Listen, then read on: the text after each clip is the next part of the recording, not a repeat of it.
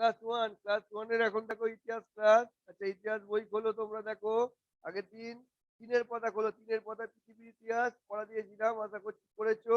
আর এই ইতিহাস কাকে বলে, ইতিহাস লেখেন কারা, এগুলো মুখস্থ ছিল, আশা করছি মুখস্থ করেছো। এরপর তোমরা চারের পাতায় চলে এসো। চারের পাতায় কি আছে দেখো, পৃথিবীর জন্ম ও মানুষের আবির্ভাব।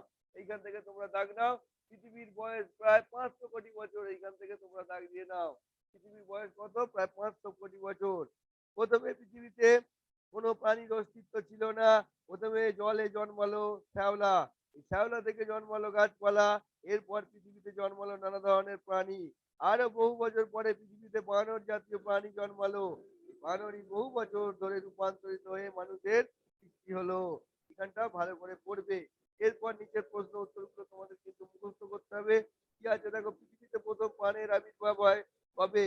আজ থেকে প্রায় 100 কোটি বছর আগে। পৃথিবীর প্রথম মানুষ কি নামে পরিচিত ছিল? পৃথিবীর প্রথম মানুষ আদিম মানুষ নামে পরিচিত ছিল। আদিম মানুষরা কোথায় বাস করত?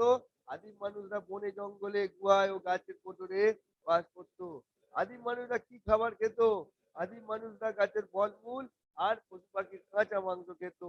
এবার বলছে আদিম মানুষরা কাঁচা মাংস কেন খেত? তারা তখন আগুন ব্যবহার করে রান্না করতে শেখেনি, তাই তারা কাঁচা মাংস খেত। অর্থাৎ তখন আগুনের আবিষ্কার হয়নি, তাই তারা কাঁচা মাংস খেত। আদিম মানুষরা কিভাবে মনের ভাব প্রকাশ করত? আদিম মানুষরা কথা বলতে শেখেনি, তাই তারা মুখ দিয়ে নানা রকম শব্দ করে এবং হাত পা নেড়ে ইশারায় মনের ভাব প্রকাশ করত। পর্যন্ত তোমাদের পড়া। তাহলে চারের কথাটা কি, প্রথমে উপরের অংশটা ভালো করে পড়বে আর নিচে প্রশ্ন উত্তরগুলো ভালো করে মুখস্থ করবে। আজকে তোমাদের এই পড়া দিলাম।